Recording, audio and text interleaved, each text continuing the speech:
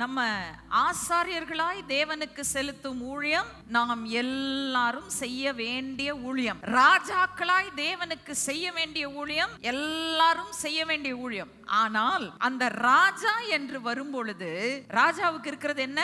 அதிகாரம். உங்களுக்கு ஆண்டவர் எதற்கு அதிகாரம் கொடுக்கிறார்னா, ஒரு குறிப்பிட்ட வேலையை செய்வதற்கு அதிகாரம் கொடுக்கிறார். ஹல்லேலூயா. ஒருவேளை 5 வகை ஊழியத்துல ஒரு ஊழியமா இருக்கலாம். அப்போஸ்தலனாய், தீர்க்கதரிசியாய், மேய்ப்பனாய், போதகனாய், சுவிசேஷகனாய் உங்களை ஆண்டவர் அழைத்து கொடுக்கலாம். ஆனா எல்லாருக்கும் அந்த அழைப்பு வரப்போறது இல்ல. வசனமே தெளிவா சொல்லுது, சிலரை சிலரை சிலரை சிலரை. ஆனால் எல்லாரும் கிறிஸ்து இயேசுவுக்குள்ளாய் என்ன செய்யப்பட்டிருக்கிறீங்க? ஏதோ ஒரு குறிப்பிட்ட நோக்கத்திற்காக முன்குறிக்கப்பட்டிருக்கிறீர்கள். நீங்க அந்த நோக்கத்தை கண்டடையும் போதுதான் அதற்குரிய அந்த ஒரு அதிகாரம் உங்களுக்கு கட்டவிழ்க்கப்படும்.